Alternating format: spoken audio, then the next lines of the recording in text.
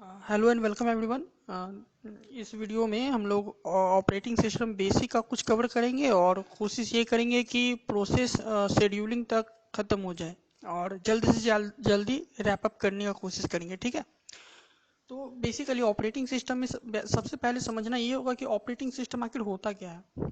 हाँ, ज़्यादा अंदर तक कंसेप्ट हम जाएंगे नहीं। बेसिक्स ये समझो कि ऑपरेटिंग सिस्टम एक सॉफ्टवेयर होता है जिससे कि यूजर जो है वो कंप्यूटर के हार्डवेयर से कुछ काम करवाता है। फॉर एग्जांपल मान लो हम एंड्रॉयड की बात करें तो हमें मान लो फ़ोन करना है तो क्या करते हैं कि एक जो ऐप है उस पर हम क्लिक करते हैं और हमारा जो भी नंबर हमें डायल करना रहता है उस पर डायल करके और हमें कॉल लग जाता है। कैसे लगता है, कौन करता है? ये सारा चीज़ कौन करता है? ऑपरेटिंग सिस्टम करता है। मीन्स हमने बोला उसको कि चलो हमें कॉल करके दो, तो वो क्या किया कि ऑपरेटिंग सिस्टम क्या किया कि अच्छा यूज़र ने बोला है कि हमें कॉल करना है, तो हम क्या करेंगे, ऑपरेटिंग सिस्टम क्या करेगा कि जो भी इंटरनल हार्डवेयर होगा उससे क्या करेगा कि कॉल करवाएगा। ठीक है, तो अभी के लिए बस इतना समझो कि ऑपरेटिंग सिस्टम एक सॉफ्टवेयर है जिससे क्या करता है कि यूज़र जो है वो ऑपरेटिंग क्या बोलते हैं उसको, यूज़र जो है वो काम करवाता है हार्डवेयर से। ठीक है, और वो क्या करता है कि इंटरफेस प्रोवाइड करके देता है। अभी के लिए इतना समझो। तो बेसिकली ये जो चैप मतलब पूरा ऑपरेटिंग सिस्टम का जो सिलेबस है इसमें टोटल 8 यूनिट में डिवाइड किया गया है, 8 to 9 unit depending upon the syllabus. इसमें पहले इंट्रोडक्शन होगा, फिर प्रोसेस मैनेजमेंट होगा, फिर सीपीयू शेड्यूलिंग होगा, उसके बाद मल्टी थ्रेडिंग और मल्टी प्रोसेसिंग ये सब, फिर प्रोसेस सिंक्रोनाइजेशन, उसके बाद डेडलॉक के बाद मेमोरी मैनेजमेंट, फिर वर्चुअल मेमोरी, फिर फाइल सिस्टम, उसके बाद खत्म हो जाएगा। ठीक है, तो जो बेसिक मान लो कि ऑपरेटिंग सिस्टम तो है, ठीक है। अब उसका सर्विसेज क्या क्या प्रोवाइड करेगा? सबसे पहले बेसिक सर्विस तो ये हो गया कि वो एक इंटरफेस प्रोवाइड कर देता है यूजर को, है ना। इंटरफेस प्रोवाइड कर देता है कि अच्छा ठीक है, आपको इस टाइप का ये जो भी है चीज़ें वो इस टाइप की दिखेंगी। उसके बाद आप काम करो जो भी काम करना है। उसके बाद क्या करता है कि ऑपरेटिंग सिस्टम ही क्या करता है कि मान लो हमें फ़ोन करना है तो फ़ोन करना है तो वो फ़ोन करता है, यूट्यूब चलाना है तो यूट्यूब चलवाता है। तो क्या करता है, प्रोग्राम को एग्जीक्यूट करता है। ठीक है, फिर इनपुट आउटपुट ऑपरेशन करता है। फॉर एग्जांपल मान लो हमें फ़ोन चलाना है, उसमें मान लो कुछ चैट करना है तो इनपुट आउटपुट वो परफॉर्म करता है। फिर फाइल सिस्टम मैनिपुलेशन करता है, मीन्स जो भी उसका रिसोर्स है, मतलब जहाँ पर भी उसको फाइल मान लो जहाँ पर भी वो फाइल मेरा सिस्टम पे है उसको वो ऑपरेटिंग सिस्टम ही लाता है, या फिर बोले तो उसके रिसोर्स को मैनेज करता है। ठीक है, फिर कम्युनिकेट करता है, इंटर प्रोसेस कम्युनिकेशन होता है। मतलब एक प्रोसेस मान लो हम इंटर प्रोसेस कम्युनिकेशन होता है, मान लो क्या बोलते हैं, कम्युनिकेट करने में हेल्प करता है। एक प्रोसेस मान लो दूसरे प्रोसेस से क्या बोलते हैं उसको, एक प्रोसेस जो है वो दूसरे प्रोसेस से अटैच्ड है, मतलब डिपेंडेंट है। तो फिर क्या करेगा, जब तक ये प्रोसेस खत्म ना हो जाए तब तक वो प्रोसेस आगे बढ़ नहीं पाएगा। ठीक है ना, पहला प्रोसेस का जो आउटपुट है वो दूसरे प्रोसेस का इनपुट हो जाएगा। इस टाइप से कम्युनिकेट करता है। ये बात की बात है, अभी बस छोटे छोटे हिस्सों पे ध्यान दो। एरर डिटेक्ट करने में हेल्प करता है, रिसोर्स एलोकेट करता है। एरर डिटेक्ट कैसे करता है, मान लो कोई फाइल मेरा करप्ट हो गया तो उसमें क्या होता है कि एरर बता देता है ऑपरेटिंग सिस्टम। रिसोर्स को एलोकेट करता है, कितना मेमोरी है उसमें दिया भी जाए, मतलब और कुछ फाइल इंस्टॉल करके रखा जा सकता है या नहीं, ये सब बताता है। फिर एक बहुत इम्पॉर्टेंट प्रॉपर्टी है कि वो प्रोटेक्ट करता है। ठीक है ना, प्रोटेक्शन एंड सिक्योरिटी प्रोवाइड करता है। ये तो हो गया कि वो ऑपरेटिंग सिस्टम क्या क्या सर्विसेज परफॉर्म करता है। अब कोई अगर ऑपरेटिंग सिस्टम बना रहा है तो उसका गोल क्या होना चाहिए, मतलब हम मान लो हम सेल्समैन हैं, मान लो हम कंप्यूटर आर्किटेक्चर हैं, हम ऑपरेटिंग सिस्टम बना रहे हैं तो हमारा क्या मतलब मेन मोटिव क्या होना चाहिए। तो सबसे पहले तो हम बोलेंगे कि जो भी हम क्या बोलते हैं उसको, सबसे पहले तो यूजर फ्रेंडली होना चाहिए, कन्वीनियंस होना चाहिए। मतलब ऐसा ना हो कि हम एक बना दिए ये ऑपरेटिंग सिस्टम, उसको सिर्फ पढ़ा लिखा हुआ आदमी ही काम कर सकता है, ऐसा नहीं है ना। नहीं पढ़ा हुआ लिखा आदमी भी काम कर सकता है, मीन्स यूजर फ्रेंडली होना चाहिए। एफिशिएंसी होना चाहिए। हम बोलेंगे कि अगर उसमें बहुत ज़्यादा प्रोसेस भी अगर रन कर रहा है तो उसको भी वो रन करवाए। ऐसा ना हो कि मतलब एक ही काम करने में उसको पूरा दिन लग रहा है, नहीं होना चाहिए। तो गोल क्या हुआ, पहला कन्वीनियंट होना चाहिए, दूसरा एफिशिएंट होना चाहिए, तीसरा पोर्टेबिलिटी होना चाहिए। क्या होता है पोर्टेबिलिटी? पोर्टेबिलिटी मतलब एक बार जैसे मान लो कोई इंटेल का प्रोसेसर होता है, कोई राइजन का है, हार्डवेयर मान लो कोई दूसरा कंपनी बना रहा है, तो ऐसा नहीं होना चाहिए मेरा ऑपरेटिंग सिस्टम की अगर एक बार ऑपरेटिंग सिस्टम बनाए तो वो सिर्फ इंटेल का प्रोसेसर जहाँ रन जिस सिस्टम में इंटेल का प्रोसेसर है उसी में रन करे, ठीक है ना। ऐसा नहीं होना चाहिए कि एक ऑपरेटिंग सिस्टम जो है वो राइजन का प्रोसेसर में ही रन करना चाहिए। ऐसे तो हमको बहुत सारा ऑपरेटिंग सिस्टम बनाना पड़ेगा। तो पोर्टेबल होना चाहिए, मतलब एक ऑपरेटिंग सिस्टम बना दिए आप, जैसा भी हार्डवेयर दो उसमें रन करना चाहिए मेरा। फिर रिलायबिलिटी मीन्स जिस काम के लिए ऑपरेटिंग सिस्टम को बनाया गया है उस काम को पूरा करे वो। अरे वो काम अगर पूरा नहीं करेगा तो फिर ऑपरेटिंग सिस्टम का यूज़ क्या हो गया। Means reliability. फिर स्केलेबिलिटी मीन्स आराम से हम लोग इजीली, मान लो कोई चीज़ अगर उसमें ख़राब है तो उसको हम तुरंत करेक्ट करके फिर उसको बढ़ा सकते हैं। मान लो कोई फ्यूचर में हमें लगा कि कुछ नया उसमें अपडेट चाहिए तो फिर उसको अपडेट करके फिर हम स्केल अप कर सकते हैं। ऐसा नहीं हो कि हम फिर से सारा सिस्टम में कोड लिखना पड़े हमें फिर से। तो ये सब हो गया। फिर रोबोटनेस हो गया, मीन्स जल्दी खराब ना होना या ऐसा कुछ। तो गोल्स क्या होना चाहिए, पहला कन्वीनियंट होना चाहिए, कोई भी यूज कर सके, दूसरा एफिशिएंट होना चाहिए, तीसरा पोर्टेबिलिटी, और चौथा हो गया रिलायबिलिटी, फिर स्केलेबिलिटी, फिर रोबस्टनेस। ठीक है।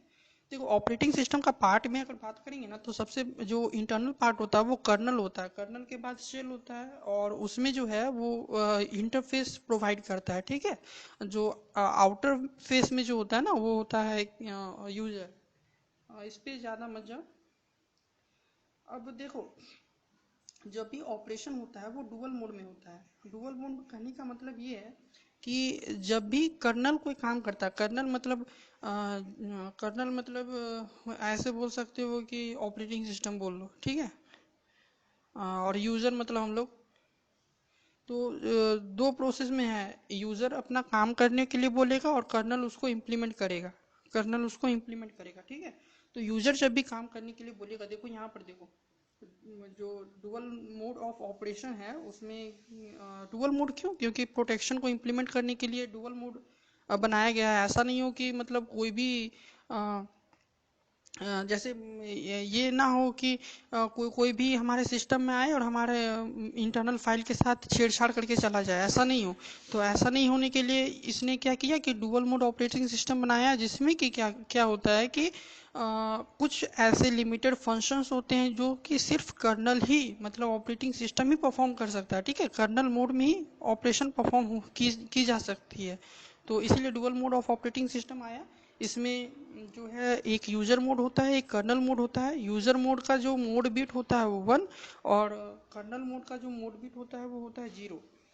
जैसे ये जो डायग्राम हम बनाए हैं उस पर ध्यान दो।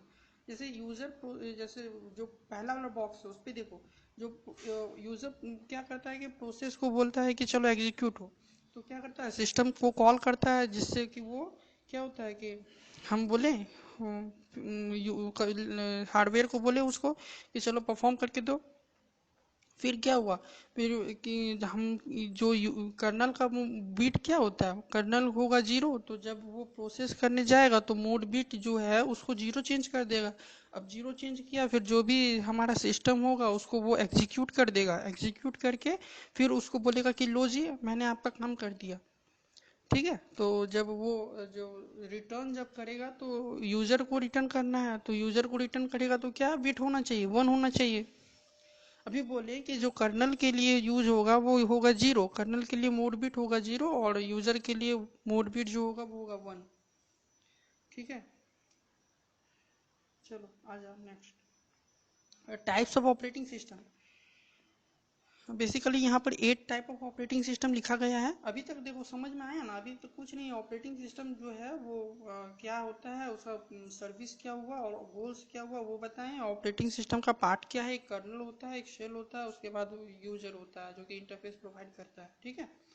सिस्टम कॉल वो होता है जिसमें कि ऑपरेटिंग सिस्टम के इंटरैक्ट करने के लिए जो फिर कॉल परफॉर्म किए जाते हैं उसको सिस्टम कॉल बोलते हैं।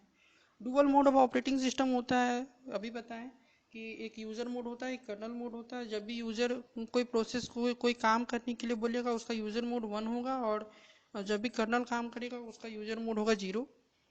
ठीक है। और types of operating system, types of operating system जैसे देखो, uni programming operating system, multi programming operating system, multitasking operating system, multi user operating system, multi processing, embedded, real time, hand held device. देखो थोड़ा fast move करेंगे ताकि जल्दी जल्दी cover हो सके। एक चीज समझो कि जो भी रैम होगा उसमें ऑपरेटिंग सिस्टम होता है, और जो भी रनिंग प्रोग्राम होता है वो स्टोर होता है। ठीक है। अब देखो यूनि प्रोग्राम मतलब क्या। यूनि प्रोग्राम ऑपरेटिंग सिस्टम मतलब ये कि जिसमें एक ही प्रोसेस, जिसके रैम में सिर्फ एक ही प्रोसेस रन करे, जिसके रैम में सिर्फ एक ही प्रोसेस रन करे। क्या मतलब है, अगर हम फोन करने के लिए बोल रहे हैं तो हम पबजी नहीं खेल सकते हैं। ठीक है। तो ऐसे मतलब इस टाइप से समझ सकते हो। तो यूनि प्रोग्राम मतलब जिसके रैम में सिर्फ एक ही प्रोसेस रन करे। तो इसमें क्या हुआ कि हमारा सीपीयू का यूटिलाइजेशन तो हुआ नहीं अच्छा से। अगर हमें 3-4 प्रोसेस को रन करना है, मान लो हमें गेम भी खेलना है, मान लो किसी से चैट भी करना है, मान लो फोन पे भी बात, फोन पे नहीं, मान लो सर्फ करना है, तो फिर ये तो अच्छा ऑपरेटिंग सिस्टम नहीं हुआ। समझे। यूनि प्रोग्राम मतलब जिसके मेन मेमोरी में सिर्फ एक ही प्रोसेस रह सकता है। ठीक है। फिर एक प्रोसेस कंप्लीट होगा, उसके बाद फिर दूसरा प्रोसेस रन करेगा। मल्टी प्रोग्राम ऑपरेटिंग सिस्टम मतलब जिसमें एक से अधिक प्रोसेस रन कर सके। ठीक है। ये जो है बेटर यूटिलाइजेशन ऑफ सीपीयू होता है। मल्टी प्रोग्राम ऑपरेटिंग सिस्टम समझ गए ना, जिसमें एक से अधिक प्रोसेस रन कर सके। ठीक है। चलो अब डिग्री ऑफ मल्टी प्रोग्रामिंग अगर पूछेगा तो डिग्री ऑफ मल्टी प्रोग्रामिंग मतलब डिग्री मतलब क्या होता है कि नंबर ऑफ प्रोसेस जो कि मेन मेमोरी में जो जितना नंबर ऑफ प्रोसेस रन करता है उसको डिग्री ऑफ मल्टी प्रोग्राम बोलते हैं। जैसे जैसे degree of multi program increase करेगा, CPU utilization also increases but up to a certain limit. इसका कहने का मतलब ये है कि जैसे जैसे नंबर ऑफ प्रोसेस, मान लो सीपीयू में 5 प्रोसेस रन कर रहा है। ठीक है। ऐसे नहीं समझते हैं, ऐसे समझो इसको कि जैसे यूनि प्रोग्रामिंग में क्या होता है, एक ही प्रोसेस रन कर सकता है सीपीयू में, लेकिन मल्टी प्रोग्रामिंग क्या होता है, एक से अधिक प्रोसेस रन कर सकता है। तो डिग्री ऑफ मल्टी प्रोग्रामिंग मतलब जितना ज़्यादा प्रोसेस सीपीयू में रन कर सकता है उतना अच्छा मेरा सीपीयू का यूटिलाइजेशन होगा कि नहीं होगा। चलो ठीक है। लेकिन up to a certain limit कहने का मतलब क्या है कि अगर उसका कैपेसिटी है कि एक जो प्रोसेसर है, एक जो मेन मेमोरी में मान लो 5 ही प्रोसेस रन कर सकता है, तो हम ऐसा नहीं बोल सकते कि 50 प्रोसेस रन करवा दें। ठीक है। Up to a certain limit degree of multi programming अगर इंक्रीज करेगा तो सीपीयू यूटिलाइजेशन इंक्रीज होगा। ठीक है। प्रीएम्प्टिव और नॉन प्रीएम्प्टिव में अभी आते हैं थोड़ी देर बाद। मल्टीटास्किंग ऑपरेटिंग सिस्टम को टाइम शेयरिंग ऑपरेटिंग सिस्टम कहते हैं। मल्टीटास्किंग ऑपरेटिंग सिस्टम को टाइम शेयरिंग ऑपरेटिंग सिस्टम कहते हैं। इसमें क्या होता है कि मोर देन वन प्रोसेस तो होता है, एग्जीक्यूट होता है, लेकिन राउंड रॉबिन फैशन में एग्जीक्यूट होता है। फॉर एग्जांपल ऐसे समझो कि मान लो 5 प्रोसेस है और उसको कुछ कुछ काम करवाना है, सीपीयू में कुछ कुछ काम करना है। ठीक है। तो क्या होता है कि एक प्रोसेस को एक फिक्स्ड यूनिट ऑफ टाइम दे दिया, मान लो 2 सेकंड दे दिया, बोले कि सुनो आपको 2 सेकंड है टाइम, आपको जितना काम करना है काम कर लो, उसके बाद दूसरे प्रोसेस को हमें देना है। फिर आपका टर्न जब आएगा तब आपको फिर से सीपीयू दिया जाएगा। ठीक है। तो इस टाइप से मल्टीटास्किंग ऑपरेटिंग सिस्टम हो गया। समझ में आ रहा है ना। मल्टीटास्किंग मतलब ये हो गया कि जब मोर देन वन टास्क को एक पर्टिकुलर टाइम इंटरवल दे दिया जाता है और कि इतना टाइम में आपको सीपीयू को मिलेगा, उसको बोलते हैं मल्टीटास्किंग ऑपरेटिंग सिस्टम। फिर से जब मान लो प्रोसेस P1 है, उसको 2 यूनिट ऑफ टाइम दिया गया है, तो और उसको एग्जीक्यूट करना है 6 यूनिट, तो P1 पहले एग्जीक्यूट करेगा 2 यूनिट, उसके बाद फिर बोल देगा चलो जी आपको दूसरा प्रोसेस चलो रन करो।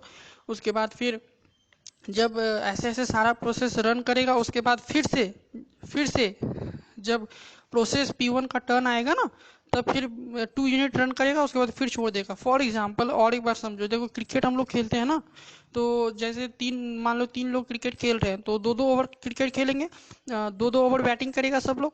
मान लो A B C, A 2 over batting किया, फिर बी करेगा, उसके बाद फिर सी करेगा 2 ओवर बैटिंग, उसके बाद फिर से किसको मिलना है, ए को मिलना है। इस टाइप से मल्टीटास्किंग ऑपरेटिंग सिस्टम समझ लो।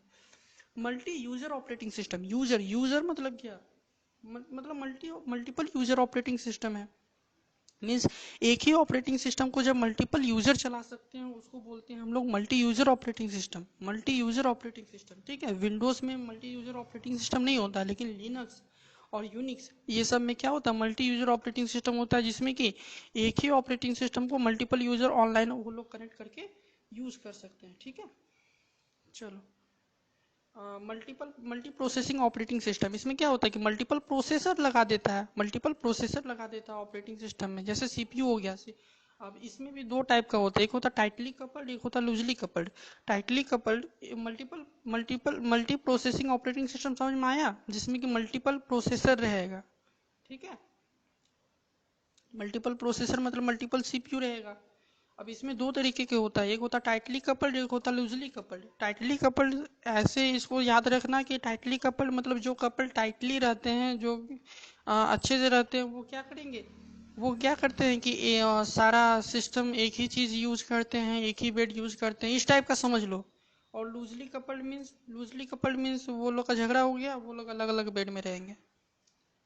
तो इस टाइप से हम समझे तो क्या हुआ कि जो टाइटली कपल्ड है वो जो प्रोसेसर है वो जो सीपीयू है वो जितना भी सीपीयू है, जितना भी प्रोसेसर है, वो सेम मेन मेमोरी को एक्सेस करेगा। लेकिन लूजली कपल्ड में क्या बोलेगा, हम अपना अपना बेड लगाएंगे, आप लोग जाइए। तो क्या हो गया कि जो भी सीपीयू है वो मेन मेमोरी में एक्सेस करेगा, मतलब अलग अलग मेन मेमोरी सबके पास रहेगा, ठीक है। एक हो गया एम्बेडेड ऑपरेटिंग सिस्टम।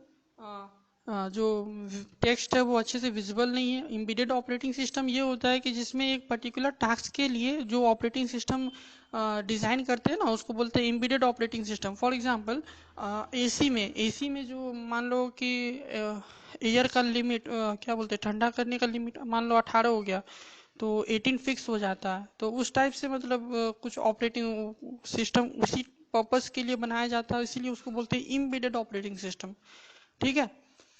फिर माइक्रोवेव ओवन उस वो सब में भी होता है। जैसे मान लो कि टेम्परेचर एक सर्टेन टेम्परेचर के लिए फिक्स हो गया कि मान लो 35 के बाद नहीं भरना है, या फिर 25 के बाद नहीं भरना है, तो 25 आके उसके बाद क्या होता है कि वो बंद हो जाता है। तो इस टाइप से बोल सकते हैं कि एम्बेडेड ऑपरेटिंग सिस्टम, इस टाइप से, ठीक है।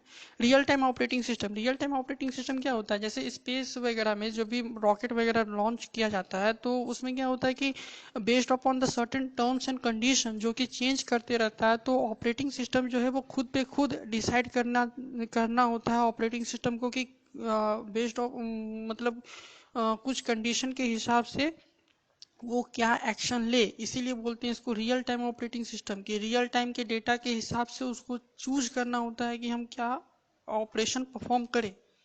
तो ये हो गया रियल टाइम ऑपरेटिंग सिस्टम, ठीक है। यहाँ तक समझ में आया। हम रिवीजन करवा रहे हैं, हम चाह रहे हैं कि जितना जल्दी हो सके उतना जल्दी आपको ये सब कंप्लीट हो पाए, ठीक है, इसीलिए इतना फास्ट बोल रहे हैं। अब आ जाओ, प्रोसेस में आ जाओ। और कुछ कुछ चीजें हैं जो कि छूट गई होंगी, वो तो आपको अलग से ही देखना पड़ेगा, ठीक है। आ जाओ प्रोसेस में। प्रोसेस क्या होता है, प्रोसेस मतलब प्रोग्राम अंडर एग्जीक्यूशन। प्रोसेस मतलब प्रोग्राम अंडर एग्जीक्यूशन। प्रोसेस मतलब मान लो अभी हम क्रोम खोले, ठीक है, और क्रोम अभी बंद नहीं हुआ है हमारा सिस्टम में, क्या हुआ, हम क्रोम खोले हैं और अभी तक हमने बंद नहीं किया है, तो बंद नहीं किया है तो क्या हुआ, वो अभी तक एग्जीक्यूट हो ही रहा है। तो प्रोसेस क्या हो गया, एक प्रोग्राम है जो कि अभी भी एग्जीक्यूट हो रहा है, मीन्स प्रोग्राम अंडर एग्जीक्यूशन को बोलते हैं प्रोसेस, ठीक है। अ, चलो अब आ जाओ, रिप्रेजेंटेशन ऑफ प्रोसेस देखो, जो भी प्रोसेस होता है उसका एक पर्टिकुलर कोड होगा। तो जो भी इंस्ट्रक्शन होता है वो एक सेगमेंट में इंस्ट्रक्शन, जो सबसे लास्ट वाला जो बॉक्स है उस पर ध्यान दो, उस पर कोड और टेक्स्ट सेक्शन लिखा रहता है, उसके ऊपर में जो भी डेटा वगैरह रहता है, जो भी पब्लिक और स्टैटिक वेरिएबल जो भी कोड में रहता है, मान लो जो भी वीएलसी या फिर क्रोम वगैरह में प्रोग्राम में वो जो भी एक्सेस कर रहा होगा उसको यूज किया जाता है। फिर हीप को यूज किया जाता है उसके बाद, स्टैक को यूज़ किया जाता है। हीप को डायनेमिक मेमोरी एलोकेशन के लिए यूज़ किया जाता है, सो दैट अगर रन टाइम में हम मेमोरी को एलोकेट किए तो ऐसा भी हो सकता है कि फिक्स ना हो, मतलब हमें यूज करना था 100 लेकिन हमने यूज कर लिया 150। तो इसीलिए ये जो एरो जो आप ऊपर नीचे देखोगे, ये क्या होता है कि श्रिंक करता है या फिर एक्सपेंड करने के लिए ये होता है। तो मतलब based upon the certain condition, मतलब जितना भी मेमोरी एलोकेट होना है वो अपने आप को ऊपर नीचे फिक्स कर सकता है। उसके बाद स्टैक होता है जिसमें कि लोकल वेरिएबल, फंक्शन पैरामीटर और फिर रिटर्न एड्रेस होता है। बस इतना ही। अब आ जाओ, नीचे आ जाओ। Operation on a process. Operation on a process, मान लो हम क्रोम खोलें, ठीक है।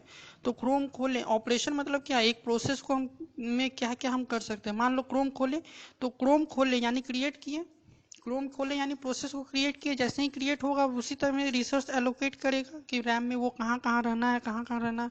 उसके बाद देखो, हम उसको टर्मिनेट भी कर सकते हैं। मान लो हम कट कर दिए तो क्या किए, टर्मिनेट कर दिए। उसके बाद ये सुनो कि मान लो हम क्रोम खोले, उसको टर्मिनेट नहीं किए हैं, लेकिन क्रोम खोलने के बाद मान लो हम क्या खोले, वर्ड वर्ड खोल दिया, माइक्रोसॉफ्ट वर्ड। तो क्या हुआ, वो जो प्रोसेस है जो हम क्रोम खोले थे वो क्या हो गया, ब्लॉक हो गया। ब्लॉक हो गया, ब्लॉक हो गया ना। बोलो, वेट या फिर ब्लॉक हो गया, वेट कर रहा है कि अभी तक तो वो यूज नहीं हो रहा है, वेट कर रहा है, या फिर ब्लॉक बोल सकते हो। उसके बाद फिर से हम माइक्रोसॉफ्ट वर्ड से चेंज करके हम फिर से क्रोम आ गए, तो क्रोम आ गए तो क्या हो गया, फिर से शेड्यूल हो गया, फिर से वो शेड्यूल हो गया, रन करने लगा फिर से। समझ रहा है क्या हम बोल रहे हैं। सो पहले क्रिएट हुआ, क्रिएट करने के बाद हम शेड्यूल कर सकते हैं कि कब हमें प्रोसेस को रन करना है। फिर हम मान लो हम क्रोम से जाके हम वर्ड में चल गए, तो फिर क्या हो गया कि वो वेट करने में लगा या फिर ब्लॉक हो गया। फिर सस्पेंड भी होता है। सस्पेंड मतलब ये होता है कि मान लो हम गेम खेल रहे हैं, ठीक है, गेम खेल रहे हैं और कुछ देर के लिए कॉल आ गया। तो क्या होता है कि ऐसा नहीं होना है कि मतलब पूरा गेम ही हटा दो, तो फिर तब तो ऑपरेटिंग सिस्टम हो गया, तब तो कोई नहीं कर देगा वैसा। तो क्या होता है कि सस्पेंड कर देता है और उसका जो भी मेमोरी है उसको सेकेंडरी स्टोरेज में रख देता है, ताकि जो है दूसरा जो भी फंक्शंस परफॉर्म करना है ना ऑपरेटिंग सिस्टम को, तो वो अफेक्ट ना हो, उसको अच्छे से रैम मिले। क्योंकि रैम अगर अच्छे से नहीं मिलेगा तो फिर मोबाइल हैंग करेगा या फिर सिस्टम हमारा हैंग करेगा। तो इसीलिए सस्पेंड मतलब कुछ देर के लिए आप उसको, जो भी फाइल है उसको उसको आप हार्ड डिस्क में शिफ्ट कर दो या फिर सेकेंडरी स्टोरेज में शिफ्ट कर दो। तो ये सारा चीज़ होता है कि ऑपरेशन क्या क्या कर सकते हैं, क्रिएट कर सकते हैं, शेड्यूल कर सकते हैं, वेट कर सकते हैं, सस्पेंड कर सकते हैं या फिर ख़त्म कर सकते हैं। बोलो, आ रहा है समझ में। अब देखो, attribute of a process. Attribute मतलब क्या। अच्छा, ये सब हम क्यों बता रहे हैं, ये सब इसलिए बता रहे हैं क्योंकि आगे चल के काम आएगा बस। एट्रीब्यूट ऑफ प्रोसेस, एट्रीब्यूट मतलब क्या, जैसे मान लो एक कार है, ठीक है, एक कार है, कार का मान लो उसका टायर होगा एमआरएफ कंपनी का, उसका जो है कलर होगा, वो उसका स्पीड होगा, उसका डीजल का कैपेसिटी होगा या पेट्रोल का कैपेसिटी होगा, तो वो सब हो जाता है एट्रीब्यूट। तो एक प्रोसेस में क्या क्या एट्रीब्यूट हो सकते हैं, एक प्रोसेस में क्या क्या एट्रीब्यूट हो सकते हैं, उसका एक आइडेंटिटी होगा, जो प्रोसेस होगा ना उसका एक आइडेंटिटी होगा। आइडेंटिटी आईडी मतलब प्रोसेस आईडी। मींस हर एक प्रोसेस को ऐसा नहीं होना चाहिए कि सारा प्रोसेस सेम हो जाए, उसके लिए एक आईडी दिया जाता है, वो होता है प्रोसेस आईडी। फिर प्रोग्राम काउंटर का वैल्यू होता है। फिर जनरल वो जो जो रजिस्टर यूज करता है वो सब जनरल पर्पज रजिस्टर वगैरह होता है।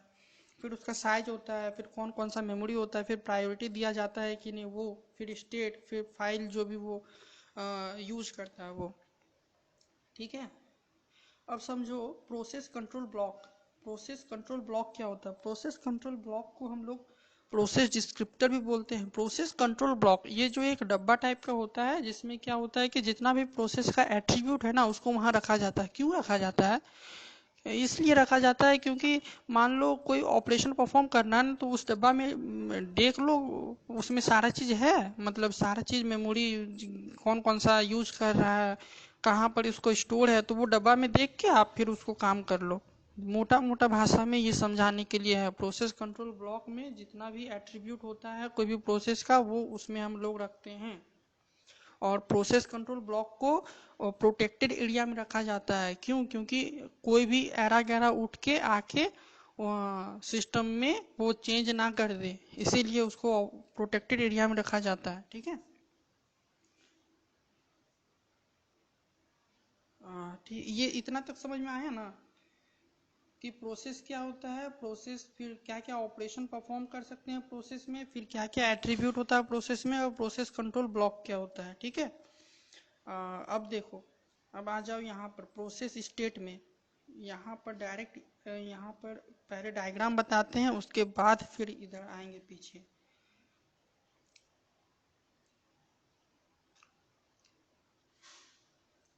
ये हो गया मेरा डायग्राम। ठीक है, एकदम डायरेक्ट अपडेट वाला डायग्राम बता रहे हैं, सुन लो।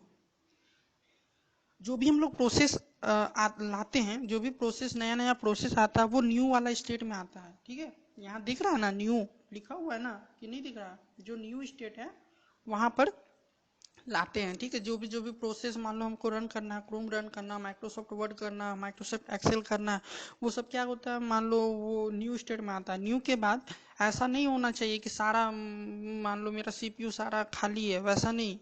ठीक है, वैसा नहीं होता है। तो क्या होता है कि सीपीयू बोलता है चलो हम यही चीज काम करवा सकते हैं। तो मान लो सीपीयू बोला कि चलो माइक्रोसॉफ्ट वर्ड को हम काम करने देते, तो माइक्रोसॉफ्ट वर्ड जब काम करेगा तो उसको हम लोग रेडी स्टेट में लाएंगे, उसको रेडी स्टेट में लाएंगे। तो रेडी स्टेट में जब लाएं तो एडमिट कर लिए, बोले कि चलो आ जाओ, आ जाओ, पेशेंट को एडमिट करते हैं ना, बोलते हैं आ जाओ चलो अब तुमको डॉक्टर देखेंगे। तो न्यू स्टेट से प्रोसेस को एडमिट करके रेडी स्टेट में लाते हैं। रेडी स्टेट में लाने के बाद उसको डिस्पैच किया जाता है, डिस्पैचर उसको डिस्पैच करता है। डिस्पैच मतलब बोलते हैं ना कि कुरियर जो भी आया उसको डिस्पैच कर दिया गया, मीन्स प्रोसेस जो भी रेडी स्टेट में आया उसको सीपीयू मिल गया, तो इसीलिए उसको बोलते हैं डिस्पैच करके सीपीयू दे दो। सीपीयू जब देगा वो कब आए, कहाँ जाएगा, रनिंग स्टेट में जाएगा। रनिंग स्टेट में जाने के बाद दो चीज हो सकता है, या तो फिर मेरा जो भी काम है वो खत्म हो गया, जब खत्म हो जाता है तो उसको टर्मिनेट कर देते हैं। तो रनिंग स्टेट से जब एग्जिट कर जाता है प्रोसेस, उसको टर्मिनेशन बोलते हैं। लेकिन रनिंग स्टेट में होने के बावजूद ऐसा हो सकता है कि मान लो कोई प्रोसेस को ब्लॉक कर दिया जाए, या फिर उसको वेट कर दिया जाए। वेट कर दिया जाए मतलब वो उसको बोलेगा कि चलो इनपुट दो, कि कीबोर्ड से हमें इनपुट चाहिए, तो इनपुट चाहिए तो क्या होगा, उसको वेट करना पड़ेगा। क्यों वेट करना पड़ेगा? क्योंकि उसका टाइम जो है, इनपुट आउटपुट का जो भी टाइम होता है वो कॉम्पेरेटिवली लेस होता है सीपीयू के वजह से, सीपीयू के कंपैरिजन में, इसीलिए उसको वेट रनिंग या फिर वेटिंग या फिर ब्लॉक्ड स्टेट में डाला जाएगा। या फिर ऐसा भी हो सकता है कि जब कोई प्रोसेस रन कर रहा है तो फिर इंटरप्ट आ जाएगा। इंटरप्ट क्या होता है? इंटरप्ट अनवांटेड सिचुएशन होता है, जो कि मतलब इंटरप्ट अनवांटेड सिचुएशन होता है जो कि प्रोसेस के रनिंग के दौरान ऑकर हो जाता है। फॉर एग्जांपल मान लो हमें कुछ काम करना और पावर कट हो गया, तो पावर कट हो गया, क्या हो गया, अनवांटेड सिचुएशन हो गया। तो उस केस में क्या होता है, जो भी रनिंग स्टेट से जो भी प्रोसेस है वो रेडी स्टेट में चला जाता है। पावर कट में होता है या नहीं होता वो हम नहीं पता, लेकिन आपको समझाने के लिए आप ये बोले, ठीक है ना। अब देखो, ऐसा इंटरप्ट में क्या होगा कि रनिंग स्टेट से वो रेडी स्टेट में चल जाएगा। फिर उसके बाद देखो, समझ गया ना कि न्यू से रेडी, रेडी से रनिंग, रनिंग से टर्मिनेटेड, काम आधा खत्म। अब आ जाओ वेटिंग में चला जाएगा। जब वेट में जाएगा, जब वो वेट में जाएगा तो इनपुट आउटपुट में वेट करेगा। तो जब उसका आईओ ऑपरेशन खत्म हो जाएगा, जब उसका मतलब मान लो हमने कुछ लैपटॉप से जो भी कीबोर्ड से उसका काम चाहिए था वो काम खत्म हो गया, तो फिर वेटिंग स्टेट से फिर वो रेडी स्टेट में चला जाएगा। आईओ इवेंट के कंप्लीशन में वो रेडी स्टेट में चला जाएगा। फिर रेडी स्टेट में कब रेडी स्टेट में जाएगा, फिर उसको शेड्यूल डिस्पैच कर देगा, डिस्पैच करने के बाद फिर रनिंग स्टेट में जाएगा। रनिंग स्टेट के बाद अगर उसको फिर से इनपुट आउटपुट चाहिए तो फिर ब्लॉक स्टेट में जाएगा, अगर नहीं चाहिए तो वो कंप्लीट होके खत्म हो जाएगा। ठीक है, उसके बाद फिर ऐसा भी हो सकता है कि वेटिंग या फिर ब्लॉक में हो सकता है कि स्वैप कर दिया जाए। स्वैप कर दिया जाए मतलब वही तुमको बताया था ना कि गेम खेल रहे हैं और कोई अदर हम लोग काम करने लगे, तो मेन मेमोरी में उतना लोड ना पड़े, इसीलिए उसको सेकेंडरी मेमोरी में रखा जाता है। तो उसको सेकेंडरी मेमोरी में रख दिया जाता है। तो इसीलिए उसको बोलते हैं कि वो जो प्रोसेस जो है इनपुट आउटपुट ऑपरेशन परफॉर्म करने के बाद उसको स्वैप कर दिया जाता है, तो इसीलिए उसको बोलते हैं सस्पेंडेड ब्लॉक। उसके बाद फिर जब भी हम लोग प्रोसेस को खोलते हैं, जब भी प्रोसेस को फिर से मान लो पबजी खोल रहे हैं, तो फिर उसको बोल क्या क्या बोलेंगे, सस्पेंडेड रेडी स्टेट में चला जाएगा। फिर आ, फिर उसको स्वैप इन कर दिया जाता है। स्वैप इन का मतलब फिर से उसको जितना भी रिसोर्स एलोकेशन था उसको फिर से मेन मेमोरी में लाके फिर से रेडी स्टेट में प्रोवाइड कर दिया जाता है। समझ गया ना, ज़्यादा कॉम्प्लेक्स नहीं बना रहे हैं, बस न्यू से रेडी, रेडी से रनिंग, रनिंग से टर्मिनेटेड, रनिंग के बाद वेटिंग या फिर ब्लॉक में भी जा सकता है। उसके बाद सस्पेंडेड एक्सेस, सस्पेंडेड ब्लॉक में भी जाएगा, फिर सस्पेंडेड रेडी में जाएगा जब उसका काम खत्म हो जाएगा, फिर आईओ ऑपरेशन करने के बाद रेडी स्टेट में चल जाएगा। तो ये हो गया प्रोसेस स्टेट डायग्राम। ठीक है, अब आ जाओ, अब आ जाओ नीचे, मतलब ऊपर चलो।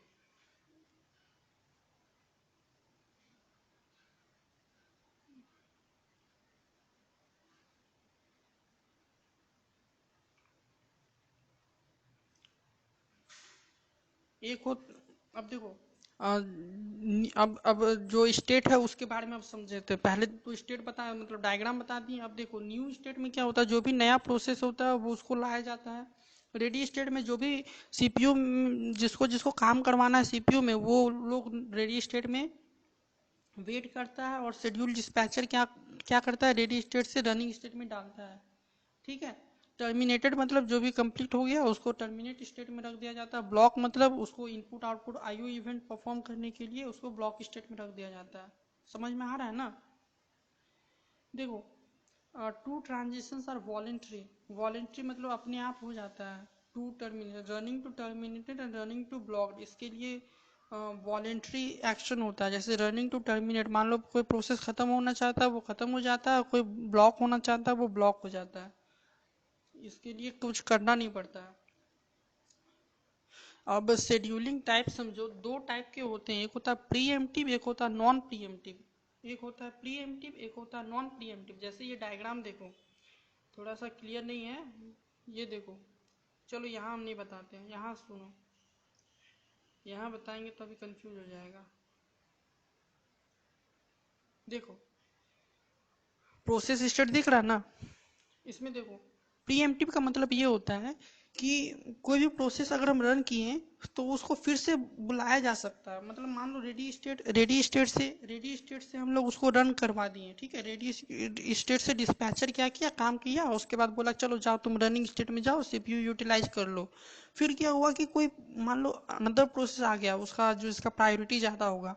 प्रायोरिटी ज़्यादा होगा क्या मतलब, मान लो हम, ऐसे समझो, मान लो हम गेम खेल रहे थे, गेम गेम मान लो यूट्यूब हम लोग चला रहे थे, उसके बाद फिर मान लो कॉल आ गया, तो कॉल जब हम लोग यूट्यूब चला रहे थे तो जो मेरा रनिंग प्रोसेस था, जो भी मेरा प्रोसेस रन कर रहा था उसको तो हमने सीपीयू दिया था, ठीक है ना, उसको हमने मेमोरी दिया था, रनिंग कर रहा था। लेकिन जैसे ही फ़ोन आया तो डायरेक्ट क्या हो गया कि जो भी मेरा रनिंग स्टेट में जो प्रोसेस था उसको फिर से रेडी स्टेट में ला के छोड़ दिया, बोला कि चलो यूट्यूब तुम बाद में देखना, पहले फ़ोन से बात कर लो। समझ में आ रहा है ना। तो इस टाइप के शेड्यूलिंग, इस टाइप के जो भी हैपनिंग होते हैं उसको बोलते हैं प्रीएम्प्टिव, मतलब उसको बुलाया जा सकता है। और नॉन प्रीएम्प्टिव मतलब हट टाइप का बुद्धि है उसका, ठीक है ना। नॉन प्रीएम्प्टिव मतलब हमेशा नहीं नहीं नहीं नहीं नहीं बोलता है। याद करने के लिए बता रहे हैं, नॉन प्रीएम्प्टिव मतलब जो कि तब तक खत्म नहीं होगा जब तक उसको उसका काम पूरा नहीं कर लेगा। जैसे बच्चा लोग क्या करता है कि मान लो चॉकलेट के लिए जिद्दी करता है, तो जब तक उसको चॉकलेट नहीं मिलेगा तब तक वो अपना रोना बंद नहीं करेगा। तो उसी तरीके से नॉन प्रीएम्प्टिव होता है प्रोसेस, वैसा होता है कि जो तब तक सीपीयू को नहीं छोड़ेगा जब तक वो अपना काम खत्म नहीं कर लेगा। समझा, नॉन प्रीएम्प्टिव, एक ही चीज पकड़ना यहाँ पर, नॉन प्रीएम्प्टिव मतलब जिद्दी टाइप का बच्चा। ठीक है, अब आ जाओ यहाँ पर। देखो, दो टाइप का प्रोसेस होता है, एक होता है सीपीयू बाउंड प्रोसेस, एक होता है IO bound process. CPU bound process वैसे प्रोसेस को बोलते हैं जिसमें सीपीयू बार बार उसको सीपीयू का एक्सेस चाहिए, उसको बोलते हैं सीपीयू बाउंड प्रोसेस। और आईओ बाउंड प्रोसेस उसको बोलते हैं जहां पर इनपुट आउटपुट ऑपरेशन ज़्यादा परफॉर्म करने के लिए बोलते हैं उसको। ठीक है, अब देखो प्रोसेस शेड्यूलिंग, बात समझना ध्यान से। हमारे पास मान लो फोन प्रोसेस शेड्यूलिंग, ठीक है ना। वाई शेड्यूलिंग, शेड्यूलिंग मतलब क्या, कोई भी चीज़ हम लोग शेड्यूल करते हैं, इसका मतलब क्या, मान लो जो भी बड़े बड़े लोग हैं वो क्या करते हैं कि अपना वीक को प्लान करते हैं, मंथ को प्लान करते हैं, ताकि ये दिन में ये चीज़ें करना है, तो वो क्या करते हैं, शेड्यूल करते हैं। शेड्यूल मतलब scheduling is needed to make the resource utilization becomes better. Scheduling मतलब एक बोल सकते हो कि एक पर्टिकुलर टाइम दे दिया गया है कि आप इस टाइम में आप इसको एग्जीक्यूट कर सकते हो, मोटा मोटा भाषा में। Scheduling, scheduling why process scheduling is needed. Process scheduling क्यों चाहिए हमें, प्रोसेस शेड्यूलिंग इसलिए चाहिए कि ऐसा ना हो कि जो प्रोसेस, मान लो हम यूट्यूब चला रहे हैं और हमारा फ़ोन आना चाहिए तो फ़ोन आया ही नहीं, पहले ही खाली यूट्यूब ही चल रहा है, यूट्यूब ही चल रहा है, तो मतलब सारा प्रोसेस चलने के लिए, सारा प्रोसेस कम्युनिकेट होने के लिए वो क्या होना चाहिए, प्रोसेस को शेड्यूल करना बहुत ज़रूरी है कि कौन सा प्रोसेस को कितना टाइम अमाउंट के लिए सीपीयू मिलना चाहिए, कौन सा प्रोसेस को कितना देर तक सीपीयू दें, कितना देर तक, कितना देर में वो वेट करे, इस टाइप से। तो इसीलिए शेड्यूलिंग बहुत ज़रूरी है, ठीक है। सीपीयू के रिसोर्स का यूटिलाइजेशन के लिए बहुत ज़रूरी है शेड्यूलिंग। फॉर एग्जांपल मान लो एक प्रोसेस है, उसको मान लो उसको 10 मिनट लग रहा है कोई भी काम करने के लिए, तो जो दूसरा प्रोसेस जो जिसको 2 सेकंड 4 सेकंड रखेगा, वो क्या करेगा, उसको तो वेट करना पड़ जाएगा। वो बोलते भाई हमको पहले छोड़ देते, हम तो 2 मिनट में काम करके तुमको दे देते फिर से। तो इसीलिए सीपीयू यूटिलाइजेशन बहुत ज़रूरी है, इसीलिए हम लोग शेड्यूलिंग पढ़ते हैं, ठीक है ना। और इसमें बहुत सारे शेड्यूलिंग एल्गोरिदम भी आएंगे, तो वो भी आगे डिस्कस किया जाएगा। आ जाओ शेड्यूलिंग क्यू में देखो। शेड्यूलिंग क्यू, क्यू मतलब क्या है, क्यू एक डेटा स्ट्रक्चर है जिसमें कि जो पहले आएगा उसको पहले प्रसादी मिलेगा, और उसके बाद फिर वो पहले बाद में फिर वो रिटर्न हो जाएगा, ठीक है। तो तीन तरफ का क्यू होता है, एक होता है जॉब क्यू, एक होता है रेडी क्यू, एक होता है डिवाइस क्यू। जॉब क्यू में क्या होता है, जो भी नया नया प्रोसेस, जो भी नया प्रोसेस है, जो भी न्यू स्टेट में प्रोसेस है उसको जॉब क्यू में रख दिया जाता है। जो कि रेडी स्टेट में, जो भी रेडी स्टेट में जो भी प्रोसेस है उसको रेडी क्यू में रख दिया जाता है। एंड डिवाइस क्यू में क्या होता है, जो भी वेटिंग कर रहा है, जो भी वेट कर रहा है एक स्पेसिफिक डिवाइस के लिए, उसको डिवाइस क्यू में रख दिया जाता है।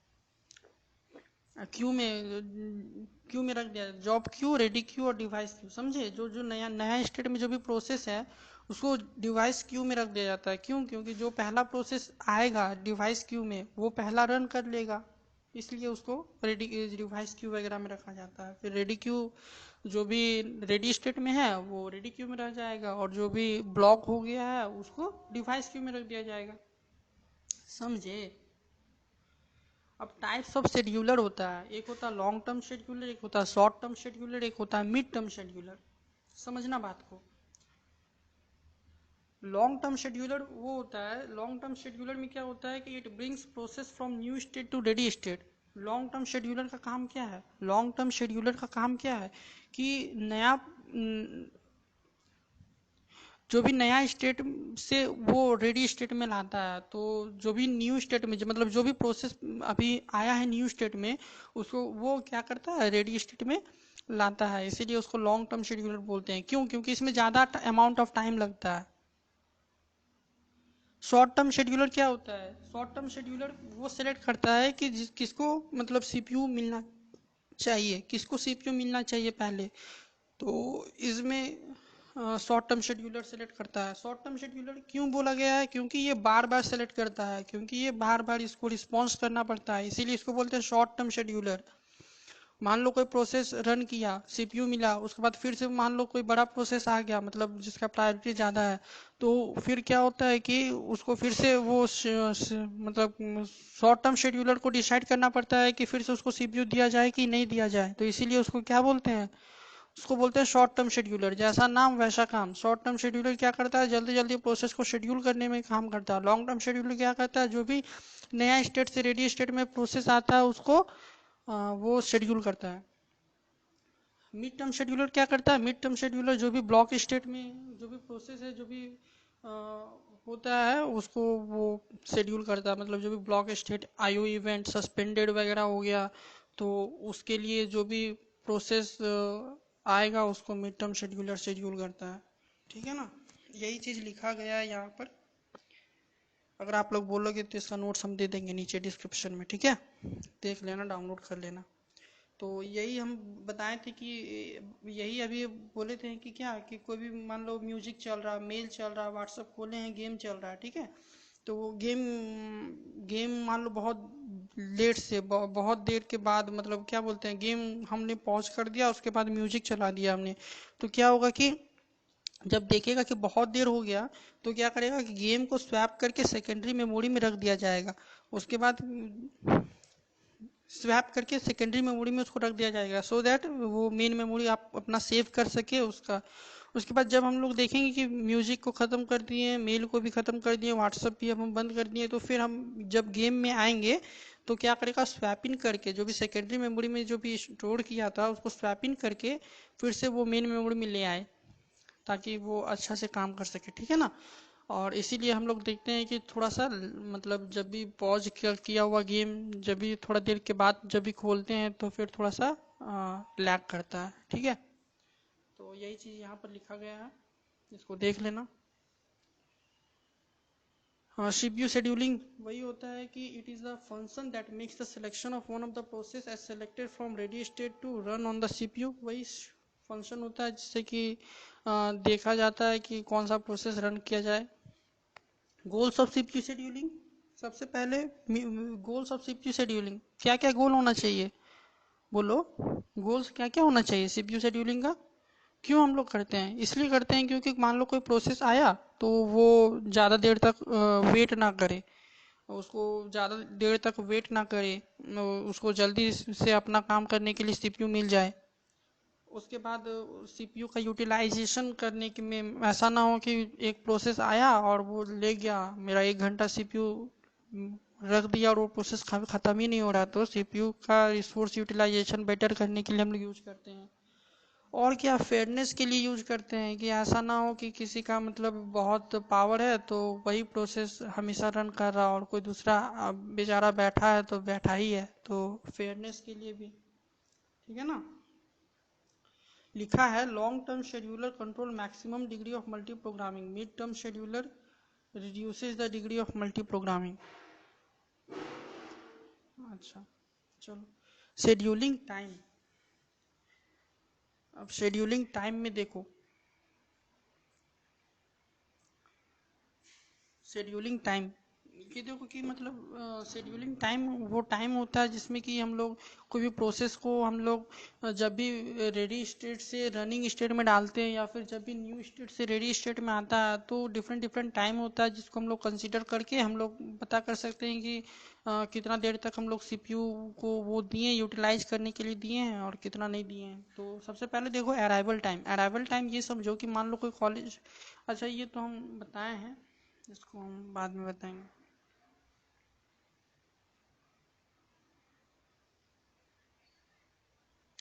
ठीक है, चलो, तो जितना जल्दी हो सके उतना जल्दी हमने कवर करने की कोशिश की है। और ठीक है, पढ़ो फिर, thank you, have a nice day.